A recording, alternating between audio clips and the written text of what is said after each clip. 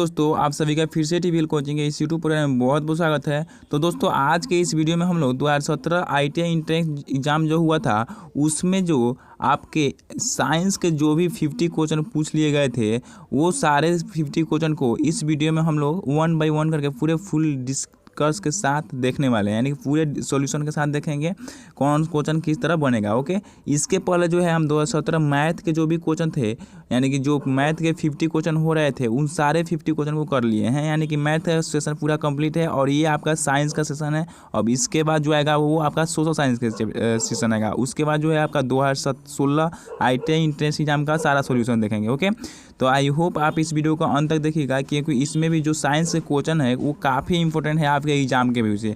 आप देख कर अनुमान लगा सकते हैं, कुछ देर वेट कीजिए और उसके बाद देखिए कि क्या कैसा कैसा क्वेश्चन है, इससे आप अनुमान लगा सकते हैं कितना ये इम्पोर्टेंट है आपके एग्ज़ाम के व्यू से। तो आई होप आप इस वीडियो को अंत तक देखिएगा और इस वीडियो में रुके रहिएगा। तो चलिए शुरू करते हैं और देखते हैं हमारा first of all first question क्या बोल रहा है, यानी कि 51 जो क्वेश्चन नंबर है वो क्या है।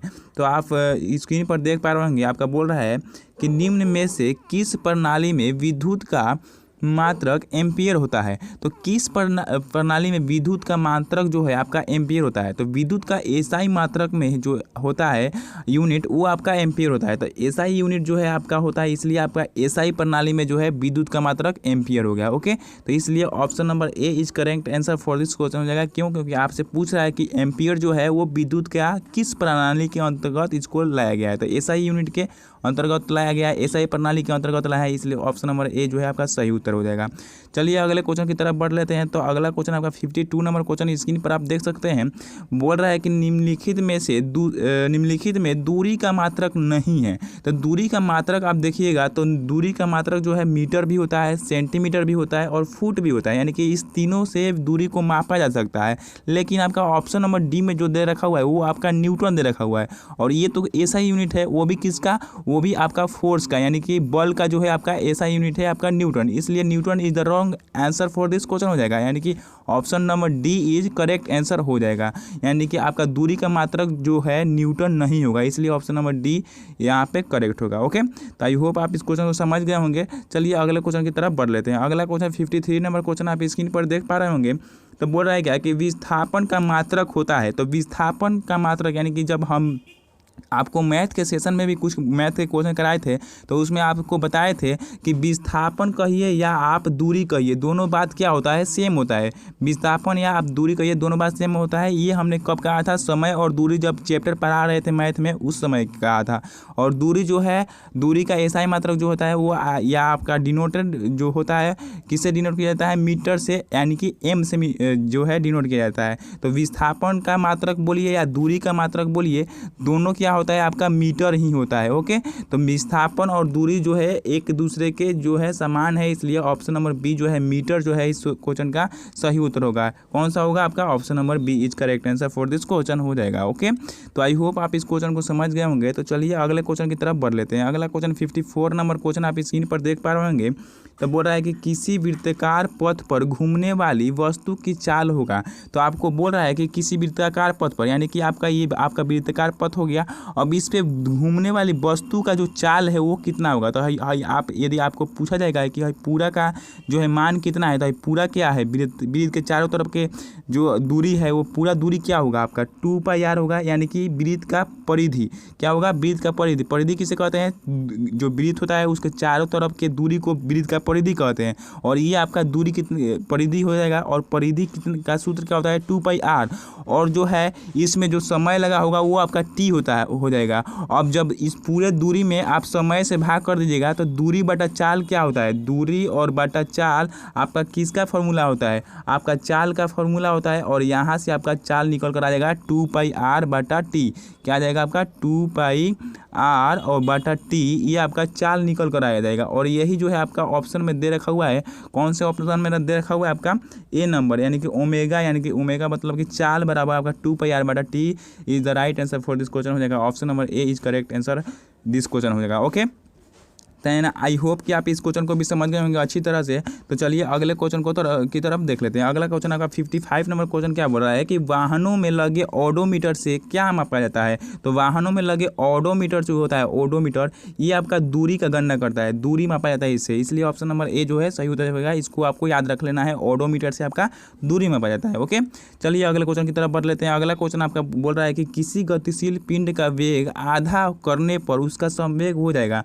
तो यदि v बराबर, यदि आपका v है और यदि आप दूसरे स्टेप में v1 को आधा कर लेते हैं तो v1/2 हो जाता है। ओके, तो इस v के लिए आपका संवेग बराबर क्या हो जाएगा, संवेग बराबर mv होता है और संवेग p इक्वल टू आपका mv होता है। तो पहलका के लिए mv1 हो गया और दूसरा के लिए क्या हो जाएगा, mv1/2 हो जाएगा। क्यों, क्योंकि दूसरे का स्टेप में आपका वेग जो है आपका आधा हो जा रहा है, इसलिए v/2 हो जाएगा। यानी कि ये पहला जो था उतना ही था और दूसरा स्टेप में आपका क्या हो गया, पूरा संवेग जो है कितना हो गया, आधा हो गया।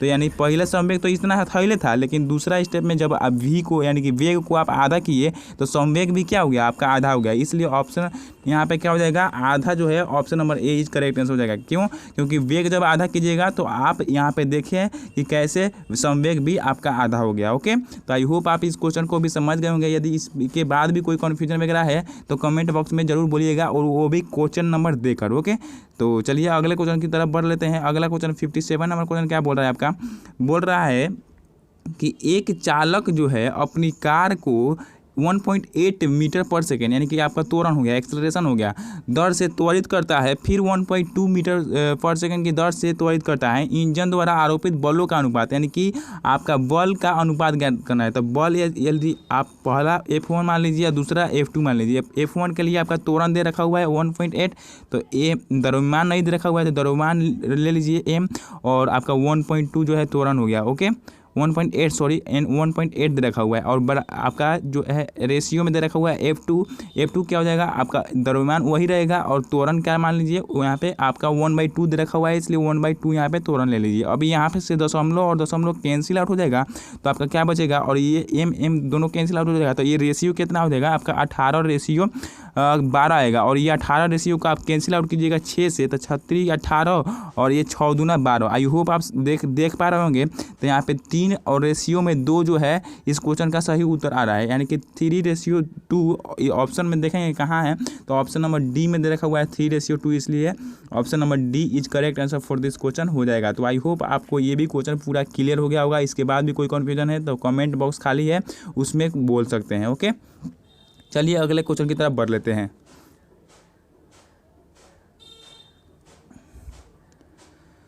तो दोस्तों यदि अगला क्वेश्चन को देखा जाए तो अगला क्वेश्चन 58 नंबर आप स्क्रीन पर देख पा रहे होंगे। एक मनुष्य एक दीवार को धकेलता है तथा इसको विस्थापित नहीं कर पाता है, यानी कि एक दीवार है और इस दीवार को एक मनुष्य जो है इसको धकेल रहा है। अब धकेल रहा है तो दीवार वहीं पे खड़ा है, यानी कि ये जो है थोड़ा सा भी हिल डुल नहीं रहा है। तो ये बोल रहा है कि आपका इसका तो वह क्या करेगा, तो वह ऋणात्मक कार्य करता है या धनात्मक कार्य करता है, परंतु अधिकतम नहीं, या सी नंबर ऑप्शन होगा कि कोई कार्य नहीं करता है, या डी नंबर अधिकतम कार्य करता है। जब हमने बताया था आपसे इसके पहले भी जो साइंस का क्वेश्चन हमने कराए हैं उसमें बताए थे कि जब वर्क जो है वर्क तब भी संभव होगा जब विस्थापन क्रिएट होगा, यानी कि विस्थापन उसमें उत्पन्न होगा। यानी कि जब भी कोई यदि ये आपका दीवार ये व्यक्ति ढकेल रहा है तो ये थोड़ा सा भी यदि विस्थापित हो जाता कि तो ये आपका कार्य संभव होता है। लेकिन यहाँ पे ये क्या कर रहा है, थोड़ा सा भी विस्थापित नहीं कर पा रहा है। तो जब भी इसका ये पूरा ढकेल रहा है, ढकेलने के बाद भी दीवार वहीं का वहीं खड़ा है, तो कार्य तो आपका शून्य हो रहा है, यानी कि कार्य जो है आपका कुछ भी नहीं हो रहा है। इसलिए आपका ऑप्शन नंबर सी जो है सही उत्तर होगा, कोई कार्य नहीं करता है। ओके, आई होप आप इस क्वेश्चन को भी समझ गए होंगे। तो चलिए अगले क्वेश्चन की तरफ बढ़ लेते हैं। अगला क्वेश्चन आपका 59 नंबर क्वेश्चन बोल रहा है कि ऊर्जा का मात्रक है। तो ऊर्जा का मात्रक आपका क्या होता है, आप 59 नंबर क्वेश्चन को देखिएगा। तो ऊर्जा का मात्रक आपका न्यूटन मीटर होता है। क्या होता है, न्यूटन मीटर, बल गुने दूरी, यानी कि इसको आप इस तरह भी बोल सकते हैं। Newton meter is the right answer for this question हो जाएगा यहाँ पे ऊर्जा का मात्रक। ओके, चलिए अगले क्वेश्चन को देख लेते हैं। अगला क्वेश्चन आपका 60 नंबर क्वेश्चन बोल रहा है कि 1 kg की वस्तु, यानी कि 1 किलो की वस्तु जो है की गतिज ऊर्जा 1 जूल तब होगी जब उसकी चाल होगी, यानी कि आपका 1 जूल कब होगी गतिज ऊर्जा। तो गतिज ऊर्जा का आपसे पूछे हम सूत्र क्या होता है, तो गतिज ऊर्जा का सूत्र आपका 1 क्या होता है, सॉरी गतिज ऊर्जा को आप के ई लिख सकते हैं। Okay, K E kinetic energy equal to 1/2, sorry K E equal to 1/2 into mv²। Okay, अब यहाँ पे गए गतिज ऊर्जा जो है आपको यहाँ पे दे रखा हुआ है 1, तो 1 गतिज ऊर्जा का जगह पर रख दीजिए, इधर 1/2 और इधर m क्या है आपका 1 kg है, तो 1 गुना में रख दीजिए, उधर में v² रख दीजिए।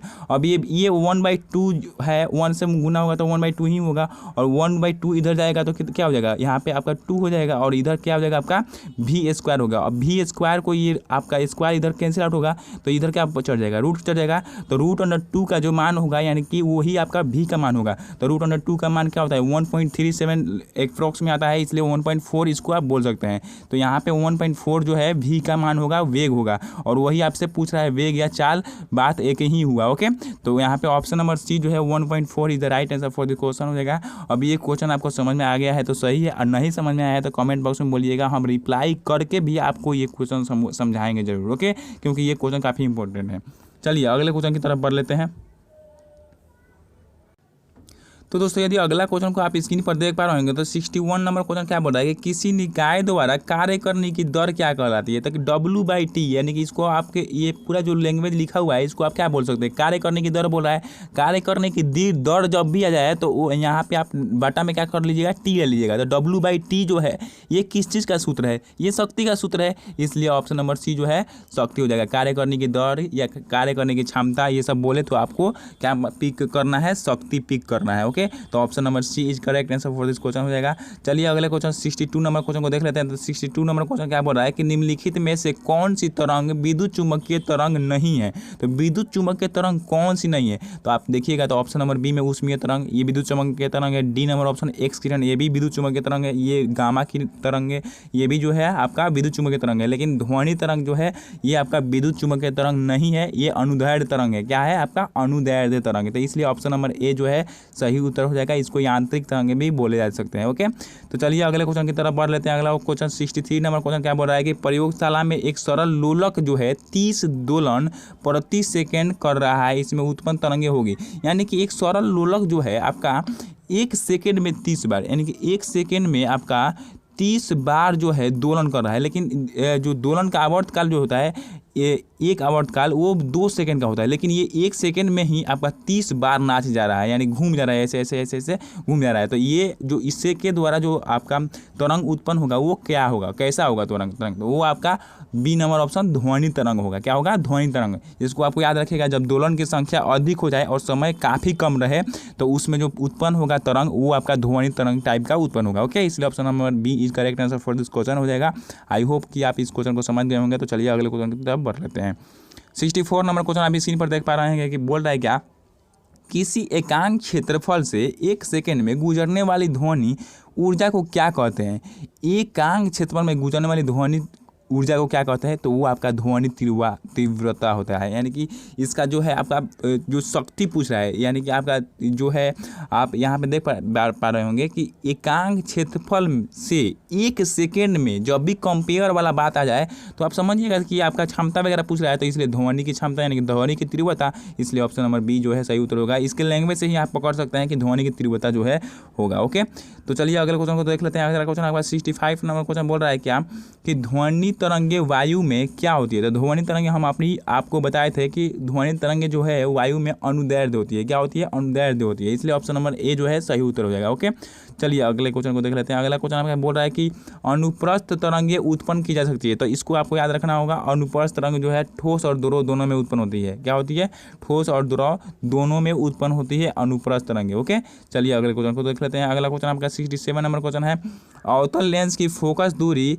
का कार्तीय चिन्ह होता है। तो अवतल लेंस की फोकस दूरी का जो कार्तीय चिन्ह होता है वो आपका ऋणात्मक होता है। देखिए जैसे अवतल लेंस ये आपका है, अवतल लेंस है। अब इसमें जो फोकस दूरी होता है ये आपका इधर नहीं ना होकर इधर होता है, कि इधर होता है इधर होता है, यानी कि आपका प्रकाशिक बिंदु जो है प्रकाशिक बिंदु के सामने होता है, इधर होता है, न कि इधर होता है। इधर यदि होता तो आपका पॉजिटिव होता है यानी कि धनात्मक होता है, लेकिन इधर होता है इसलिए आपका ऋणात्मक हो जाएगा। इसलिए ऑप्शन नंबर जो है A is correct answer for this question हो जाएगा। ओके, आई होप कि आपको ये क्वेश्चन क्लियर हो गया होगा। चलिए अगले क्वेश्चन को देख लेते हैं। अगला क्वेश्चन आपके स्क्रीन पे दिख रहा होगा, बोल रहा है 68 नंबर क्वेश्चन क्या है।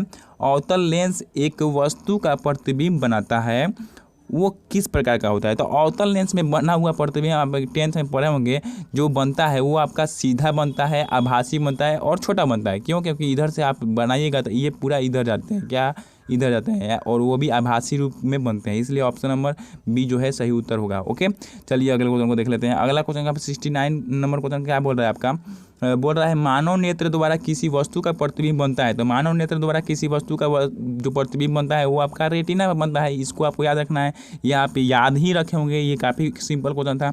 चलिए अगले क्वेश्चन को देख लेते हैं। अगला क्वेश्चन आपका बोल रहा है क्या कि निकट दृष्टि दोष से पीड़ित व्यक्ति को दूर बिंदु स्थित होता है। तो निकट दृष्टि दोष से पीड़ित व्यक्ति का जो दूर बिंदु स्थित होता है वो आपका 25 सेंटीमीटर पर स्थित होता है। इसलिए ऑप्शन नंबर ए जो है सही उत्तर होगा। Okay, 25 centimetre is the right answer for this question हो जाएगा।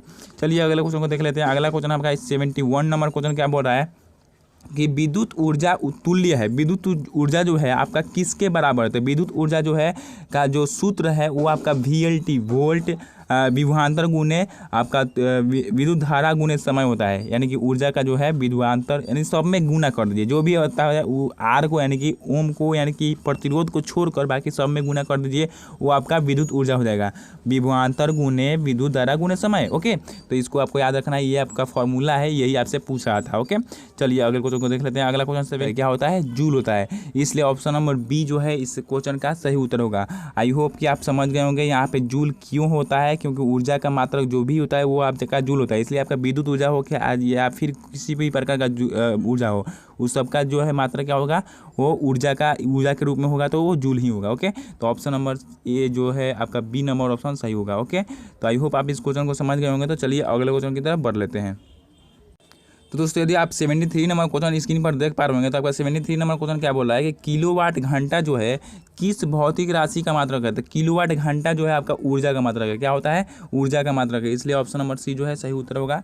किलोवाट घंटा is the option number C is correct. Okay, चलिए अगले क्वेश्चन की तरफ देख लेते हैं। अगला क्वेश्चन आपका स्क्रीन पर दे रखा हुआ है। 74 नंबर क्वेश्चन बोल रहा है कि बिजली के घरेलू उपयोग के लिए मूल्य 2.5 रुपया प्रति यूनिट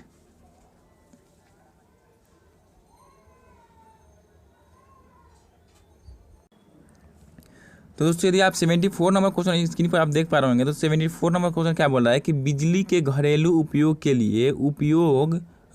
लिए मूल्य जो है 2.5 रुपया प्रति यूनिट है। यह यूनिट क्या है, यह यूनिट है यह आपको बताना है। ऑप्शन में दे रखा हुआ है 1 एम्पियर, 1 वोल्ट, 1 जूल, यानी कि यह यूनिट है। आपको बोल रहा है क्या कि यह यूनिट जो है किसके बराबर होता है। तो यह यूनिट जो है आपका 1 किलो वाट घंटा के बराबर होता है। ओके, इसलिए ऑप्शन नंबर डी जो है सही उत्तर होगा। ओके, तो यहाँ पे option number D is correct answer for this question हो जाएगा। चलिए अगले क्वेश्चन की तरफ बढ़ लेते हैं। अगला क्वेश्चन आपका 75 नंबर क्वेश्चन है, बोल रहा है कि चुंबकीय क्षेत्र का मात्रक होता है। तो चुंबकीय क्षेत्र का जो मात्रक होता है वो आपका वेबर प्रति मीटर स्क्वायर होता है। क्या होता है, वेबर प्रति मीटर स्क्वायर। इसलिए ऑप्शन नंबर बी जो है सही उत्तर होगा। चलिए अगले क्वेश्चन को देख लेते हैं। अगला क्वेश्चन आप स्क्रीन पर देख पा रहे होंगे 76 नंबर क्वेश्चन बोल रहा है कि निम्न में से क्षारीय मृदा तत्वों का समूह कौन सा है। तो क्षारीय मृदा तत्वों का समूह जो है आपका कैल्शियम, बेरिलियम और स्क्रैंडियम जो है हो जाएगा। Option number C is correct answer for this question होगा। चलिए अगले क्वेश्चन को देख लेते हैं। अगला क्वेश्चन 77 नंबर क्वेश्चन बोल रहा है कि निम्नलिखित में से किसका इलेक्ट्रॉनिक विन्यास 2, 8, 13 और 1 होता है। तो यहाँ पे क्रोमियम का जो है इलेक्ट्रॉनिक विन्यास ये होता है। इसलिए ऑप्शन नंबर ए जो है सही उत्तर हो जाएगा। इस तरह आप इसको जोड़ कर भी देख सकते हैं। 2, 8, 10 और 10 और 13 कितना हो जाएगा, 23 और 23 है 24 और 24 जो है परमाणु संख्या किसका होता है, वो क्रोमियम का होता है। इसलिए ऑप्शन नंबर जो है ए जो है सही उत्तर हो जाएगा। चलिए अगले क्वेश्चन को देख लेते हैं। अगला क्वेश्चन आपका स्क्रीन पर दे रखा हुआ है, नाभिक के चारों ओर निश्चित ऊर्जा वाली कक्षा को कहते हैं। तो नाभिक की चारों ओर तरफ जो निश्चित ऊर्जा वाला कक्षा होता है वो आपका ऊर्जा स्तर कहलाता है। इसलिए ये ऑप्शन नंबर सी जो है सही उत्तर होगा। ओके, चलिए अगले क्वेश्चन को देख लेते हैं। अगला क्वेश्चन आपका स्क्रीन पर दे रखा हुआ है क्या कि मिट्टी के एक नमूने को जल के साथ मिलाकर रख दिया जाता गया है। ओके। मिट्टी के एक नमूने को जल के साथ मिलाकर रख दिया गया है और उसके बाद कुछ समय बाद मिट्टी तली में बैठ गई और उसके ऊपर विलयन की कुछ बूंदें आपका पीएच पेपर पर रखने पर वह पीला नारंगी हो गई। पीला नारंगी, ये आपका जो है पीला नारंगी बोल रहा है। ओके, निम्न में से किसको मिलाने पर पीएच पेपर का रंग हरा नीला हो जाएगा? तो हरा नीला किसको मिलाने पर होगा? तो एंटीसीड जो है, यानी कि एक प्रति अम्ल जब मिलेगा इससे तब भी जाकर वो हरा नीला होगा। क्यों? क्योंकि पहले ही वो पीला नीला हो गया है। तो यहाँ पे प्रति अम्ल यानी कि भस्म के रूप में जो रहता है उसी को आपको मिलाइएगा तो ये आपका हरा नीला होगा। पहले जो है आपका अम्लीय रूप में हो गया है, इसलिए प्रति अम्ल एंटासिड जो है आपका सही उत्तर होगा। Okay, option number D is correct answer for this question होगा। चलिए अगले क्वेश्चन को देख लेते हैं। अगला क्वेश्चन आपका स्क्रीन पर दे रखा हुआ है। क्या बोल रहा है कि रदरफोर्ड ने आपका जो है अल्फा कण प्रकीर्णन प्रयोग के लिए किस तत्व की पन्नी का उपयोग किया था? तो ये जो रदरफोर्ड ने उपयोग किया था वो आपका सोने की पन्नी का उपयोग किया था, इसलिए ऑप्शन नंबर ए जो है सही उत्तर होगा। ओके, चलिए अगले क्वेश्चन को देख लेते हैं। अगला क्वेश्चन 81 नंबर क्वेश्चन बोल रहा है कि जल को जीवाणु रहित बनाने के लिए उपयोगी पदार्थ है। तो जल को जीवाणु रहित बनाने के लिए आपका विरंजक चूर्ण होता है और इसके फार्मूले की बात करें तो CaO और Cl2 होता है इसका जो है आपका आणविक सूत्र। ओके, कैल्शियम हाइपोक्लोराइड इसको बोला जाता है। तो ऑप्शन नंबर डी जो है विरंजक चूर्ण द्वारा आपको जीवाणु रहित बनाने के लिए इसका प्रयोग किया जाता है। ओके, जल में। अगले क्वेश्चन को देख लेते हैं। अगला क्वेश्चन 82 नंबर क्वेश्चन बोल रहा है कि रबर की भांति ठोसों के प्रत्यास्थ गुणों को कहा जाता है। तो वो आपका क्या होता है? प्रत्यास्था होता है। प्रत्यास्था, रबर जो है रबर में प्रत्यास्था वाली गुण पाई जाती है, इसलिए आपका ऑप्शन नंबर ए सही उत्तर होगा। तो अगले क्वेश्चन को देख लेते हैं। 83 नंबर क्वेश्चन क्या बोल रहा है कि निम्नलिखित में से उन गुणों का चयन करें जो रेशो से संबंधित है। तो निम्नलिखित में से उन जो है आपका गुणों का चयन करना है जो रेशो से संबंधित होता है, तो वो आपका क्रिस्टलीय प्रकृति हो जाएगा, इसलिए ऑप्शन नंबर सी जो है सही उत्तर होगा। चलिए अगले क्वेश्चन को देख लेते हैं। तो दोस्तों यदि अगला क्वेश्चन 84 नंबर क्वेश्चन आप स्क्रीन पर देख पा रहे होंगे, तो स्क्रीन पर आपका क्या बोल रहा है कि निम्न में से कौन सा पदार्थ जो है ऊर्ध्वपातन का गुण प्रदर्शित करता है? तो ऊर्ध्वपातन का गुण मतलब क्या? डायरेक्ट जो है आपका द्रव के रूप में बिना चेंज हुए डायरेक्ट गैस से, यानी कि आपका ठोस से डायरेक्ट गैस में परिवर्तित और गैस से डायरेक्ट ठोस में परिवर्तित, वो किस में होता है? तो वो आपका कपूर में होता है और कपूर का सूत्र जो है आपको नेफ्थलीन बोला जाता है और नेफ्थलीन का जो सूत्र है आपका NH4Cl है। क्या होता है? अमोनिया क्लोराइड, या ऑप्शन नंबर जो सी जो है सही उत्तर होगा NH4 जो है Cl। ओके, तो इसको आपको आप क्या बोल सकते हैं? अमोनिया क्लोराइड या नेफ्थलीन भी बोल सकते हैं या कपूर भी बोल सकते हैं। ओके, तो इस तरह जो है आपका ऑप्शन नंबर सी जो है इस क्वेश्चन का सही उत्तर होगा। 85 नंबर क्वेश्चन आप स्क्रीन पर देख पा रहे होंगे। तो बोल रहा है कि खाने के सोडे का रासायनिक सूत्र जो है वो है, तो वो आपका खाने का सोडा जो होता है वो आपका बेकिंग सोडा होता है और ऑप्शन नंबर बी जो है सोडियम बाइकार्बोनेट जो है सही उत्तर होगा। इसको बेकिंग सोडा भी बोला जाता है, इसलिए ऑप्शन नंबर बी जो है इस क्वेश्चन का सही उत्तर होगा। अगला क्वेश्चन को आप देख सकते हैं। 86 नंबर क्वेश्चन बोल रहा है कि प्लास्टर ऑफ पेरिस उपयोगी है। प्लास्टर ऑफ पेरिस किसके लिए उपयोगी है? तो प्लास्टर ऑफ पेरिस जो है आपका उपयोग है ये किसके लिए होता है? वो आपका दंत चिकित्सा और सर्जरी के रूप के लिए होता है, इसलिए ऑप्शन नंबर ए जो है सही उत्तर होगा। ओके, चलिए अगले क्वेश्चन को देख लेते हैं। अगला क्वेश्चन आप स्क्रीन पर देख पा रहे होंगे। बोल रहा है पीराहारी को किसके रूप में वर्गीकृत किया जाता है? पीराहारी को जो है आपका किसके रूप में वर्गीकृत किया जाता है ये आपसे पूछ रहा है। तो ये जो है आपका अश्वापक तथा स्वापक के रूप में वर्गीकृत किया जाता है। यानी कि पीराहारी जो होते हैं वो दो प्रकार के होते हैं, एक अश्वापक और एक स्वापक। ओके, तो इसलिए option number C is correct answer for this question हो जाएगा। अगले क्वेश्चन को देख लेते हैं। अगला क्वेश्चन आप क्या बोल रहा है क्या कि एस्प्रिन क्या कहलाता है? एस्प्रिन जो है आपका सिग्मा एसिटिलीन सैलिसाइलिक अम्ल कहलाता है, इसलिए ऑप्शन नंबर ए जो है इस क्वेश्चन का सही उत्तर होगा। ओके, अगले क्वेश्चन को देख लेते हैं। 89 नंबर क्वेश्चन बोल रहा है कि पैरासीटामोल जो है निम्न में से किसको कम करता है? तो पैरासीटामोल जो है सिर्फ आपके मात्र जो ज्वर जो होते हैं आपको उसको जो है कम करते हैं, यानी कि मस्तिष्क मात्र मतलब कि मस्तिष्क आपको हो जाएगा। ऑप्शन नंबर बी जो है दिख रहा है ये आपका सही उत्तर होगा। 89 का ऑप्शन नंबर बी जो है मात्र ज्वर कहिए या मस्तिष्क ज्वर, यानी कि जो आपके दिमाग में ज्वर उत्पन्न होते हैं। दिमाग जब आपका कभी कभी आप देखते होंगे कि पूरा दिमाग आपका गर्म हो जाता है और इतना गर्म हो जाता है कि आपको जो है कपड़ा को भिंगा कर उस पर रखना पड़ता है, तब जो है आपका सही हो पाता है। यानी कि वो आपका दिमाग का जो है बुखार बोल सकते हैं उसको, यानी कि मस्तिष्क बुखार भी बोला जाता है। और उसी को मस्तिष्क बुखार को ही कम करने के लिए आपका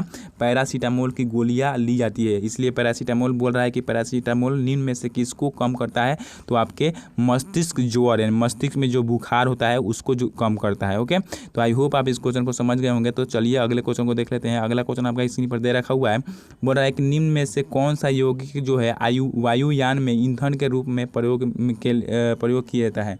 तो वायुयान में ईंधन के रूप में जो है आपका एथिल एल्कोहल का प्रयोग ही होता है, इसलिए ऑप्शन नंबर जो है ए सही उत्तर होगा। इसको याद रखना है आपको, काफ़ी इंपॉर्टेंट क्वेश्चन है। ओके, अगले क्वेश्चन को देख लेते हैं। अगला क्वेश्चन आपका 91 नंबर क्वेश्चन बोल रहा है कि उन के बदले में प्रयुक्त होने वाला बहुलक तंतु जो कृत्रिम कंबल, स्वेटर आदि बनाने में काम आता है क्या है। तो ये आपका जो है आर्लॉन जो है सही उत्तर होगा। आर्लॉन होता है ऊन के बदले में प्रयुक्त होने वाला एक यह बहुलक तंतु है, आर्लॉन। ओके, इसलिए आपको इसको याद रखना है, यह काफ़ी इंपॉर्टेंट क्वेश्चन है। अगले क्वेश्चन को देख लेते हैं। अगला क्वेश्चन आपका बोल रहा है क्या कि निम्नलिखित में से असंतृप्त यौगिक जो है वो कौन सा है। तो असंतृप्त यौगिक जो है आपका C2H4 है, इसको याद रखना है। C2H4 जो है इन चारों ऑप्शन में से C2H4 जो है असंतृप्त यौगिक है। ओके, अगला क्वेश्चन 93 नंबर क्वेश्चन आप स्क्रीन पर देख पा रहे होंगे। तो बोल रहा है कि जो धातु जो सरलता जो है सरलता से ऑक्सीकृत हो जाती है वो है, तो वो आपका एल्युमिनियम है, सरलता से ऑक्सीकृत हो जाता है। इसलिए ऑप्शन नंबर सी जो है इस क्वेश्चन का सही उत्तर होगा, aluminium is the right answer for this question हो जाएगा। ओके, अगले क्वेश्चन को देख लेते हैं। अगला क्वेश्चन 94 नंबर क्वेश्चन क्या बोल रहा है आपका, बोल रहा है कि पटाखों में तेज सफ़ेद प्रकाश लाने के लिए निम्नलिखित में धातुओं में से किस एक का प्रयोग किया जाता है। तो जो है पटाखों में से सफ़ेद रंग को लाने के लिए आपका मैग्नीशियम का प्रयोग किया जाता है। किसका? मैग्नीशियम का प्रयोग किया जाता है। और यदि लाल रंग पूछता तो उसको लाने के लिए आपका स्ट्रॉन्शियम का प्रयोग किया जाता है। ओके, लेकिन सफ़ेद पूछ रहा है इसलिए ऑप्शन नंबर बी जो है magnesium is the right answer for this question हो जाएगा। तो आई होप आपको ये भी क्वेश्चन क्लियर हो गया होगा। तो चलिए अगले क्वेश्चन की तरफ बढ़ लेते हैं। तो दोस्तों यदि आप अगला क्वेश्चन 95 नंबर क्वेश्चन स्क्रीन पर देख पा रहे होंगे तो बोल रहा है क्या बोल रहा है आपका CFL में पारा होता है। CFL जो वाल्व होता है उसमें पारा होता है, परंतु भारत में निम्न मानव निर्मित स्रोतों में कौन सा एक स्रोत पारे के प्रदूषण में अपना सर्वाधिक योगदान देता है।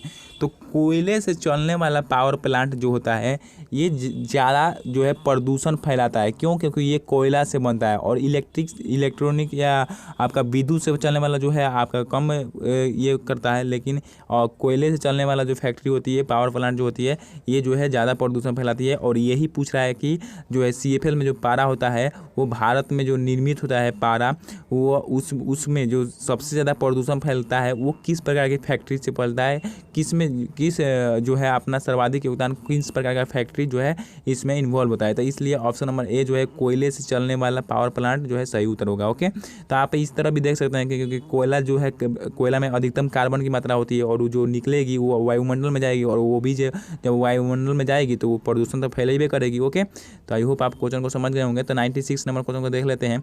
96 नंबर क्वेश्चन बोल रहा है कि विसर्जन नली में कैथोड किरणों को उत्पन्न करने के लिए कौन सा वायु दाब सही है। तो विसर्जन नली में जो है कैथोड किरणों को उत्पन्न करने के लिए जो वायु दाब होना चाहिए वो आपका 0.001 मिलीमीटर Hg, यानी कि यह पारा का सूत्र है, Hg होना चाहिए। ओके, तो ऑप्शन नंबर डी जो है सही उत्तर होगा। और 97 नंबर क्वेश्चन देख पा रहे होंगे आप स्क्रीन पर। तो बोल रहा है कि 1H1 जो है का नाम है। तो 1H1 जो है आपका प्रोटियम है, और ये जो है आपका हाइड्रोजन का समस्थानिक है। क्या है? हाइड्रोजन का समस्थानिक है, और समस्थानिक में पहिल का समस्थानिक है प्रोटियम ड्यूटेरियम जो होता है, इस तरह का प्रथम समस्थानिक जो है आपका 1H1 है। ओके, तो आई होप आप इस क्वेश्चन को समझ गए होंगे। तो यहाँ पे ये जो है आपका प्रोटियम का हो जाएगा।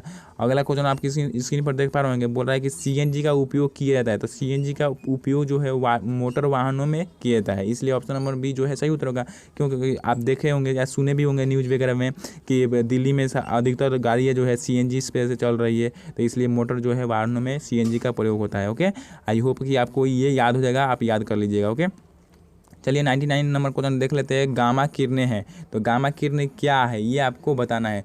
तो गामा किरणें जो है उच्च ऊर्जा वाली विद्युत चुम्बकीय तरंग होती है। क्या होती है, इस ऑप्शन के हिसाब से जो है आपका ऑप्शन नंबर बी जो है सही उत्तर होगा, उच्च ऊर्जा वाली विद्युत चुम्बकीय तरंगे है। आई होप कि आप क्वेश्चन को समझ गए होंगे। यदि इसको पॉज करके भी अच्छी तरह से इसके ऑप्शन को देख सकते हैं। अगला क्वेश्चन आपका इस सेशन का जो है 100 नंबर क्वेश्चन और लास्ट नंबर क्वेश्चन है, वो भी साइंस का। ओके, इसके बाद जो आएगा वो आपका सोशल साइंस का सेशन आएगा। तो ये बोल रहा है क्या कि गामा किरणों के निकलने पर जो है क्या होता है, गामा किरणों के निकलने पर जो है परमाणु क्रमांक व द्रव्यमान संख्या दोनों अपरिवर्तित होती है। ओके, तो गामा किरणें जब भी निकलेगी तो परमाणु संख्या और द्रव्यमान पर कोई इफेक्ट नहीं पड़ेगा, वो उसी तरह रहते हैं। ओके, तो इसलिए option number C is correct answer for this question हो जाएगा। तो आई होप कि आपको ये पूरा सेशन अच्छा लगा होगा। ये जो है आपका सिर्फ साइंस के 51 से 100 तक के क्वेश्चन थे, वो भी 2017 इंट्रेंस एग्जाम में पूछे गए सभी क्वेश्चन। ओके, ये इसके बाद जो है आएगा आपका सोशल साइंस का 2017 में जो भी क्वेश्चन पूछे गए हैं वो आएगा, और उसके बाद जो है हम 2016 का भी करेंगे। 2016 का भी जो मैथ है वगैरह सभी जो है सभी का सॉल्यूशन 1 बाय 1 करके पूरे डिस्कस के साथ करेंगे। ओके, तो आई होप कि आपको ये पूरा सेशन अच्छा लगा होगा। तो आई होप कि आप को यदि अच्छा लगा है तो प्लीज़ इसको लाइक कर लीजिएगा इस वीडियो को। और हाँ दोस्तों, यदि चैनल पर नए हैं तो प्लीज़ चैनल को सब्सक्राइब करके बेल आइकन को भी ऑन कर लीजिएगा, ताकि आने वाले हर वीडियो का नोटिफिकेशन सबसे पहले आप तक जाएगा और आप आसानी से हमारे हर वीडियो को देख पाइएगा। तो आई होप आपको ये अच्छा लगा होगा। और यदि दोस्तों हमारे प्रति कुछ भी दया या प्यार जगा होगा, क्योंकि वीडियो बनाने में काफ़ी मेहनत होता है। ओके, तो आई होप कि आपको लग रहा होगा कि हाँ वीडियो बनाने में मेहनत लगता है, तो प्लीज़ इसको आगे शेयर कीजिएगा अपने दोस्तों में, जो भी व्यक्ति जो है ITI या पॉलिटेक्निक एंट्रेंस एग्जाम की तैयारी करते हैं, वो भी बिहार का। ओके, तो आई होप कि आपको ये बातें समझ में आ गई होगी। तो चलिए आज के लिए इतना ही रहने देते हैं, मिलते हैं अगले वीडियो में। तब तक के लिए स्वस्थ रहिए, मस्त रहिए और घर पर ही रहिए। कोरोना से बचने के लिए आप हमेशा हाथ वगैरह धोते रहिए। ओके, और बड़े बुजुर्गों का ध्यान रखिए। ओके, चलिए मिलते हैं अगले वीडियो में, तब तक के लिए जय हिंद।